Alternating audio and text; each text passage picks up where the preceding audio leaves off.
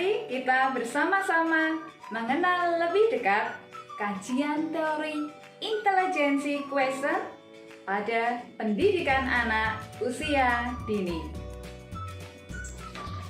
Intelligent question. Masa usia emas atau yang sering disebut golden age dalam perkembangan anak terjadi pada usia prasekolah. Dalam masa ini, 80% perkembangan kognitif telah tercapai. Secara biologis, kecerdasan seseorang dipengaruhi bagaimana kinerja otak. Kinerja otak sangat dipengaruhi oleh jumlah sel saraf dan jumlah hubungan antar sel saraf otak. Dari hasil penelitian menunjukkan bahwa anak yang cerdas memiliki jumlah sel saraf otak dan jumlah hubungan antar sel saraf otak yang banyak. Kecerdasan seorang anak dapat dilihat dengan memperhatikan tingkat intelijen quotient-nya. Apa itu intelligent quotient? Intelligent quotient merupakan salah satu kemampuan manusia.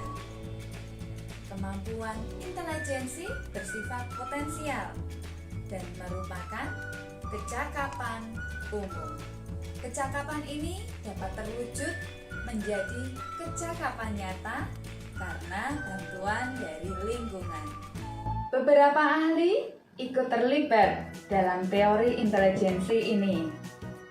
Antara lain, Louis Terman, Charles Spearman, Steinberg, Louis L. Thurston, J.P. Wilford, dan Howard Gardner. Bagaimana cara mengukur intelijensi? Pengukuran intelijensi adalah prosedur pengukuran yang meminta peserta untuk menunjukkan penampilan maksimal. Untuk itu, pengukuran intelijensi menggunakan tes yang dikenal dengan tes intelijensi.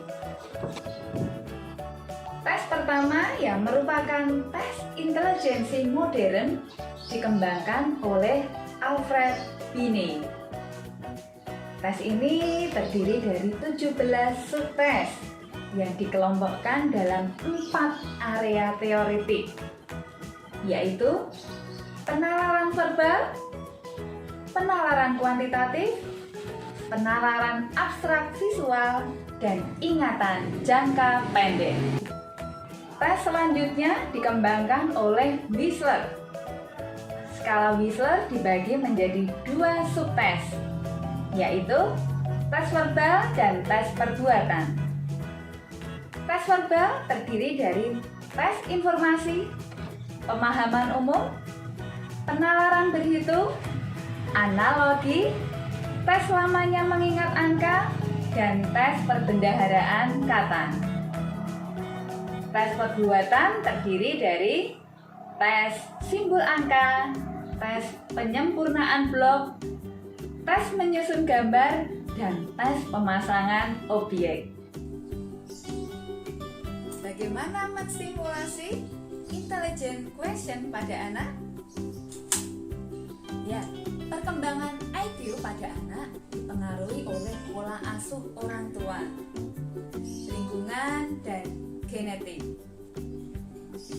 Setelah anak dilahirkan, pada tahun awal kehidupannya merupakan saat yang paling kritis bagi pertumbuhan dan perkembangan otaknya.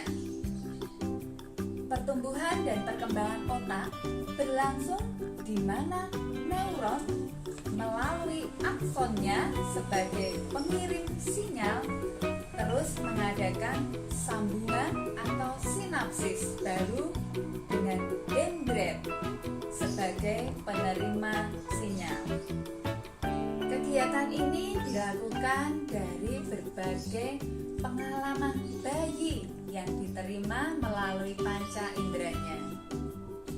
Semakin banyak pengalaman indera yang diterima melalui pemberian stimulus, maka kualitas pendidikan menjadi semakin baik.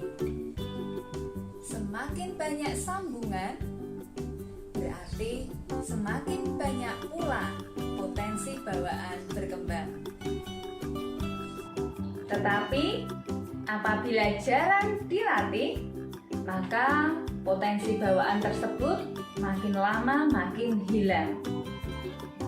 Jadi, potensi kecerdasan diimbangi dengan potensi fisik yang baik akan bisa memunculkan peluang pada anak untuk bisa mengekspresikan diri melalui perilaku kepribadian yang terus-menerus dikembangkan.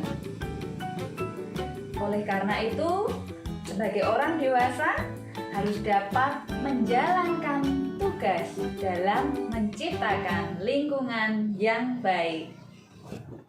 Bagaimana cara meningkatkan IQ pada anak? Ya, dengan membangun hubungan emosi dan sosial antara anak dengan orang tua mampu meningkatkan IQ pada anak. Hal ini dapat dilakukan dengan memberikan perhatian dan kasih sayang pada anak, membangun interaksi yang baik, memberikan pujian pada setiap proses belajar anak, membacakan cerita bersama, serta memberikan nutrisi. Jadi, IQ dapat berkembang karena peran keluarga. Peran keluarga sangat penting dalam meningkatkan IQ dengan mencukupi kebutuhan dasar pada anak-anak melalui asah, asih, dan asuh. Ya, mari kita bersama-sama menciptakan lingkungan yang baik untuk tumbuh kembang anak. Salam sehat untuk anak. Terima kasih.